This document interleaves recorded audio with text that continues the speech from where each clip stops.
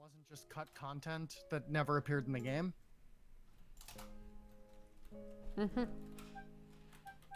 Still, can you tweet out the next run? Actually, I got it. Okay.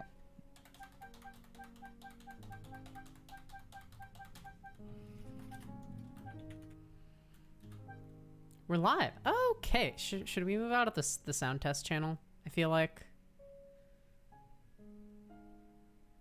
Yeah, let's go into the runners channel. Drag me somewhere else. Hey, thanks for dragging me somewhere else. No problem. Okay, so where are we at with our bid war?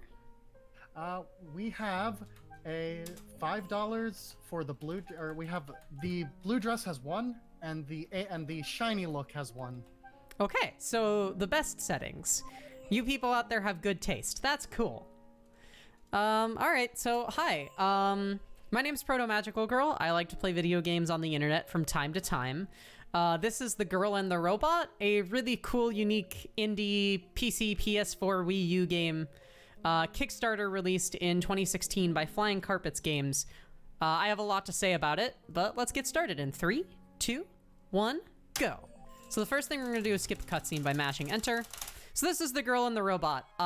It's a really, really cool game. What it essentially is an action-adventure platformer sort of game, but the main gimmick is essentially that of a two-body puzzler where we have the girl and the robot who both have unique mechanics that we're going to be combining and exploring together in order to do the run well.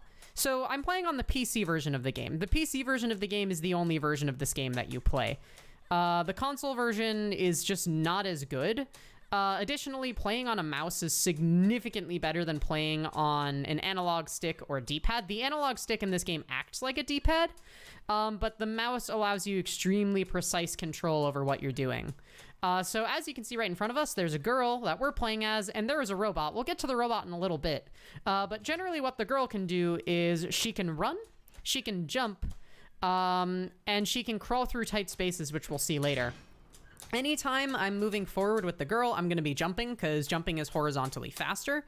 Now we're going to grab this amulet, skip another cutscene, and switch over to the robot. First thing we're going to do with the robot is the trick. We didn't quite get it, that's fine. So the robot has its own unique properties. It can also walk and run. It can't jump, but it has that rocket dash that you saw. Also, it can fight. The rocket dash is really useful, as you just saw, because it allows you to cancel attack animations and do combat really, really quickly. The most important function of the robot, though, is this one, the friendship function. What are your thoughts on the friendship function, Hex? It's a good function. It's a really good function. Use it as little as possible. Yeah, it's kind of slow. So yeah, the thing with this game is the entire run is essentially structured around one single principle. In this game, you cannot skip any checkpoints. You have to go from point A to point B to point C, etc., in order and meet the conditions to satisfy those checkpoints in order to continue progressing in the game. Now, most of the checkpoints in the game are simply reach a certain position. However, there are a few that are specific event-based. I'll talk about those when I get to them if they're relevant. We just hit a checkpoint, and now I'm going to death warp the robot up to the top of the tower. Because every checkpoint in the game stores a respawn position for the girl and the robot, not relative to where they are before the death, but just relative to the checkpoint. So it actually ends up being faster to just jump off that ledge and respawn the robot than waiting for the elevator. I'm going to attempt a trick here called double window jump. If I fail this, I lose like 40 seconds, but my estimate is super generous, so I'm going to go for it once. You're not supposed to do this. These robots will catch the girl if they get too close. And it's an instant game over. This is a trick that was originally found in the Legacy version of this game, and when I have some time, I'll talk about Legacy versus current patch. We just recently discovered that it was possible in current patch. We just got the first window jump. Now we're gonna take a death warp. But yeah, you can, with some pretty careful maneuvering, you can kind of sneak around those robots, as you saw, and then you have to do 2 of these window jumps, not just one. If you die on the first window jump, you go all the way back to the bottom of that tower, so it's really, really slow to fail. However, we just got both window jumps and no problem. That's a very fun trick and a rather difficult one. Those window corners are kind of weird. They have an invisible wall hitbox that extends a bit farther out from the corner than what you'd expect, but it's pretty manageable all in all. An important thing in this game that I haven't quite mentioned yet is switch positioning or interact positioning as a general concept. In this game, when you interact with objects like switches or boxes, there's a range of spots in which you can interact with them. However, when you interact, the character will walk to the exact spot that the interaction animation takes place. So ideally, you want to be interacting from those exact spots from the get-go, or else you have to waste a bunch of time waiting for the character to go slowly. Now we have an audio cue, so I'm going to be quiet for a second.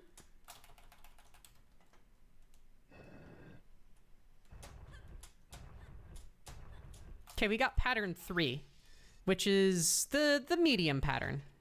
Take it or leave it. As long as it's not pattern 2, though, I'm happy. I was able to tell that by listening to the amount of times that big wide stone above the one that we pushed rotated. Luckily, there's a sound for it, so you don't have to wait for it to turn and look at it. So now what we're supposed to be doing is bringing the girl and the robot up here. However, bringing the robot all the way over here is really slow, so instead we're just going to run across these switches because they have inertia. Shoutouts to physics. So now we're in the second area of the game. This is town. We just finished prison towers. While we're making our initial progress into town here, to take a second and talk about current patch versus legacy, like I said. So legacy patch for this game constitutes any version up to 1.004. Current patch constitutes 1.005 and beyond. The 1.005 update was significant. It added a ton of bug fixes and other edits, like making the enemy AI smarter and moving some of the checkpoints so that you couldn't sequence break as easily, keyword being as easily. So the run is significantly different. What's really interesting, though, is that the run is actually faster now than it was with legacy patch. All right, so I'm going to do a swag strat here. We're going to take damage from this robot. 1 piece of armor. We have to lose all 3 of our pieces of armor. 2 pieces of armor. Cool. And now we run really, really, really, really, really, really fast. This strat is kind of ridiculous. It was discovered by the newest runner of this game, Dalador. When she first proposed this, I was like, there's no way it's going to be faster. It takes so much time to lose all of that armor. Then I actually tried it once and saw how absurdly fast the robot moves and was instantly convinced that it was faster. That was a nice little sequence break I just did. That skipped having to send the robot up and through that building in order to kill some enemies. In this game, if you sequence break the path around an enemy, they just won't be able to follow you anymore. So that's a really useful technique that we're going to be taking advantage of quite a number of times in the run. So yeah, now we're going to hit the switch. Do here, I mentioned rocket dash canceling earlier. You can do one to cancel arrows as well. The way a rocket dash works, essentially, is you have to tap a direction on the arrow keys or D-pad or whatever, then, or you have to do your action first, excuse me. Do your action, then tap a direction, and then tap the dash button. And if you do those inputs with the right timing, roughly, it's not incredibly precise, you will get that rocket dash. Unfortunately, with no armor, you take fall stun there. So now we're in the laser basement, so-called because it's a basement full of lasers. This is where the damage boost strats that we did earlier pay off. Town is significantly slower if you do the damage boost, but now that we're in laser basement where it's just a lot of moving forward, the strats start to pay off. And they're very, very nice. We're gonna wait for this wall to open up and head through here. Across this little hallway, we have our second bit of randomness in the run. Okay, we got... I can maneuver. So we got, once again, kind of the middle pattern, where the robot is to the left of this gate. What's nice for the robot being to the left is that the robot on the left can't actually see the girl on the right. So we can bring the girl over, then kill this robot, which is faster.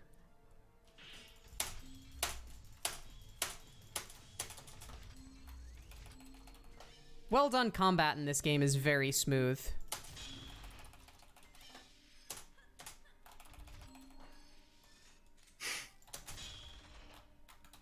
That animation froze there. It was awfully interesting. That was gate hack. If you've ever seen the trick gate hack in Yoshi's Island, it's exactly the same thing. So I mentioned earlier that certain checkpoints in this game actually are event-based, not position-based. This one that we're headed towards right now is one of them. This is one of the longest checkpoints in the game that we, have to do the intended way. However, now that we're done with this checkpoint, once the robot's standing on that switch, now we're just gonna leave and start breaking things.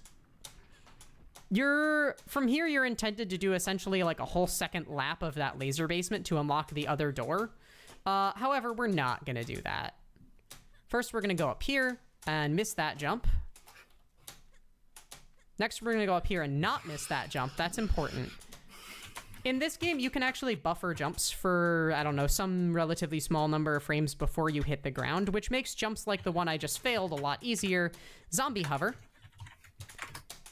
Get hecked, Wind Waker. The girl in the robot zombie hover occurs in an actual graveyard and is thereby significantly better. Now we push this thing in the church, which opens the door for some reason.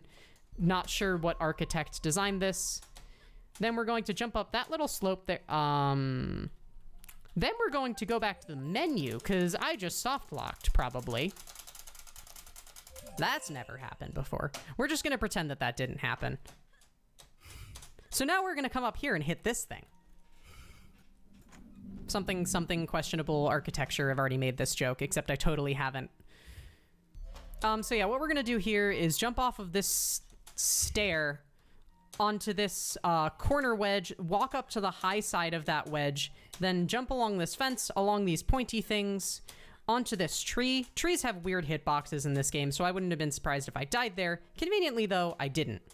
Now that we've escaped out into this area, we're going to head up here and skip another checkpoint. You're intended to hit a bell here, that bell to our left.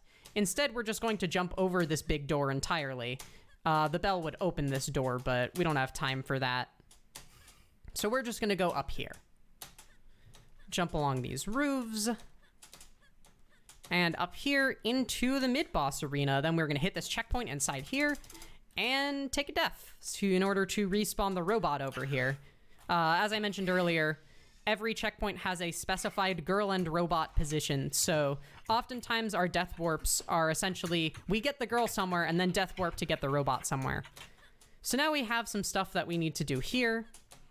In order to unlock the mid-game boss fight that we are totally definitely going to do and not at all skip because it's like 5 minutes long. Definitely not. Flying Carpets Games, who made this game, did a wonderful job making this game that I love to pieces, and I would never dare desecrate their game by skipping one of the bosses at all, ever. Position ourselves right here, then do another arrow dash cancel.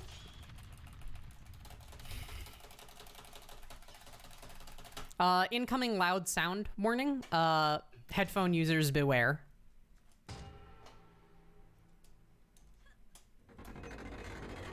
Yeah, that one. All right, so now we're gonna head out here. We've completed essentially the pre-mid boss segment. What the game wants us to do now is bring the girl and the robot out here to hit those two switches. However, the save point is actually on the other side, so we can just jump around it. And then head back this way. We've now been trapped and have to go back here to fight the mini-boss. Speaking of games released in 2018, shoutouts to Celeste, it's time to climb a mountain. In this game, you can climb any sloped surface with the girl as long as you sprint and jump repeatedly, no matter how steep, which is pretty fun.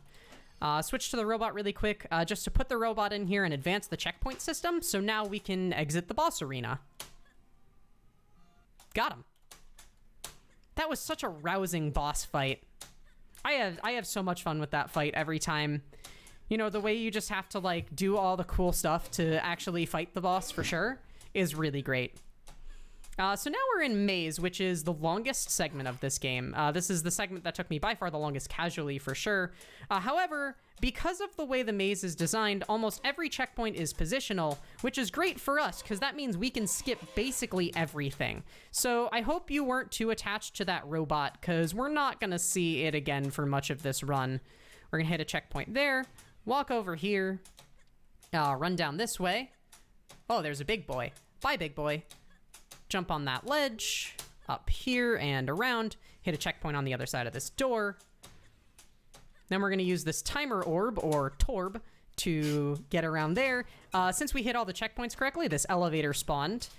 So what that segment I just did there is maybe my favorite segment of the game in terms of movement, and I feel like it really just kind of encapsulates the way the girl and the robot works as a speedrun. It's just checkpoint to checkpoint to checkpoint. What happens in between the checkpoints really does not matter. Now we're gonna jump on this vine. What is it with this vine and ruining all of my marathon runs, honestly? And head over this way. The reason we're staying on top of the walls, or at least attempting to, is simply because it's faster. It's not required in any way. Now that we're on this little, like, island of the maze, I'm just gonna jump right through that window, definitely. We're gonna go over the top of this area in order to skip a cutscene that would show dramatically the doors to those robots opening. Hit another checkpoint, then die. Meander back here, try and hit our good switch positioning. That's maybe the most difficult switch in the game, honestly. It's just hard to line up. Most important feature of the girl and the robot, purple robot conga line. Which we're just going to dodge. And then by falling down, we're going to teleport up because the save point only has a horizontal value. So now what we're going to do is walk along the edge of this platform. This is going to be a technique that we're going to see a couple times before the end of this run, because what it does is, since we're both in and out of bounds at the same time, essentially the game, and like specifically the enemy robot AI, gets real confused and doesn't know how to follow us, which means we can just walk right past them. Then we're going to take a death warp here in order to skip having to walk across a bridge because we're really lazy. And now the final segment of maze here is this Zelda-style floor tile puzzle where you can't ever walk over the same tiles twice. Try saying all of this quickly while playing video games. Oh dear. Okay. Nope, that didn't work. I wasn't sure if that would work or not. I didn't think it was going to. With the added twist of you have to divide the tiles half and half between the girl and the robot. And as I have now demonstrated, instead of actually having to say, if you heck up, you have to start over. The robot's part is fairly difficult. Doing those like tight 2-tile weaves with the robot's controls is not the best, but the girl's part is pretty chill, and that's it for maze. Do another little arrow dash cancel, and then head up this dramatic foggy tunnel. So now we're back in town. This is town 2, as I like to call it, because it's town again, but the second time.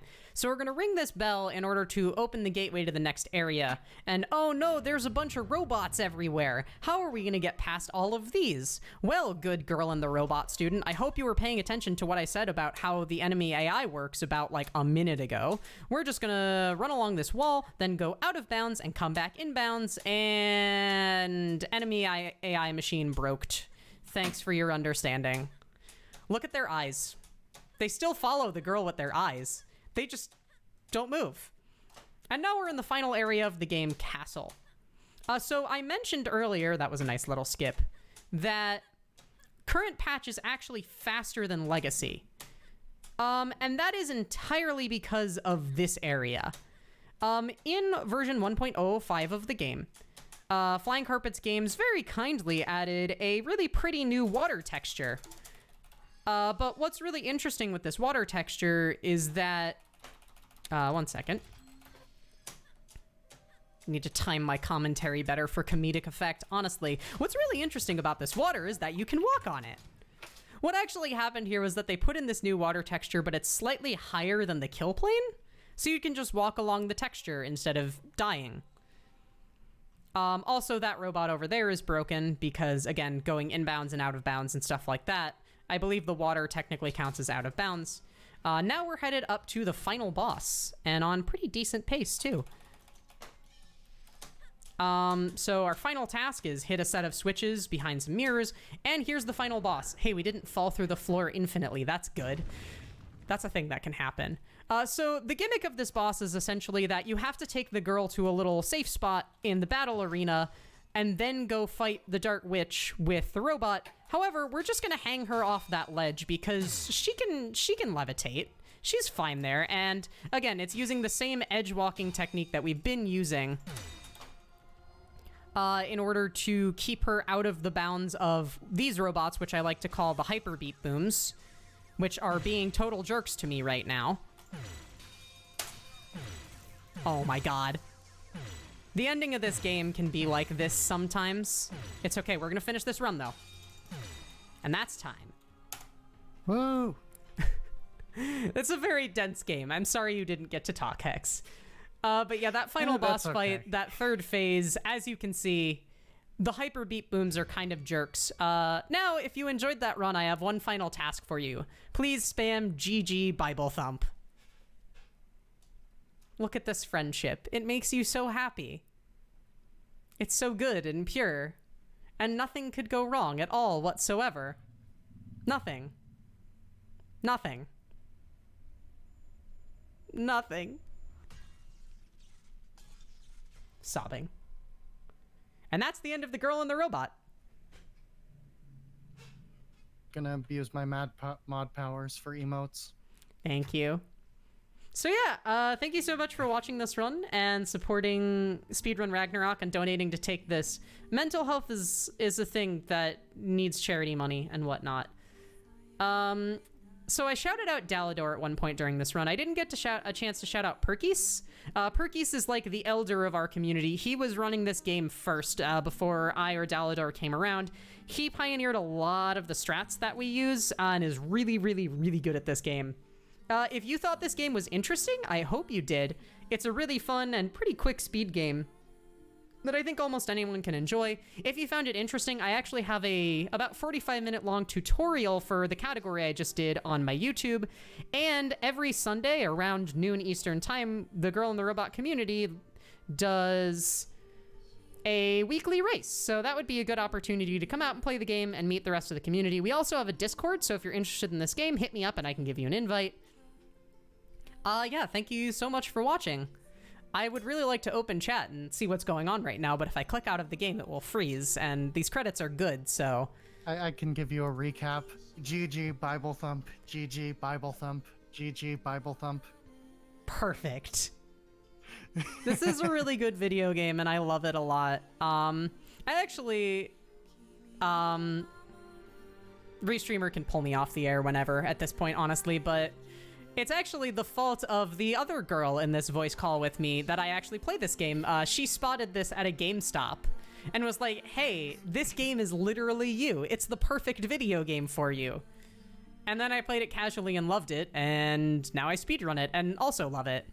Also, I'm going to be running this at Games Done Quick Games Done Quick Express at the end of this month. So once you're done with Speedrun Ragnarok and are itching for your next fix of Girl and the Robot speedrunning action raising money for charity, now you know where to look.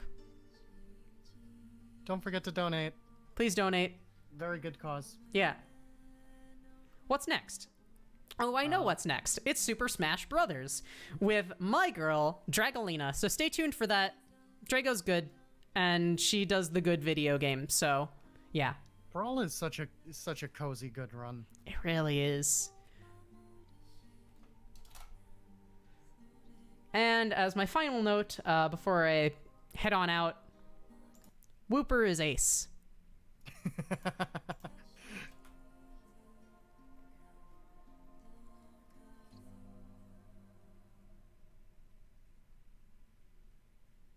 I kind of assumed you would pull up the picture, but okay.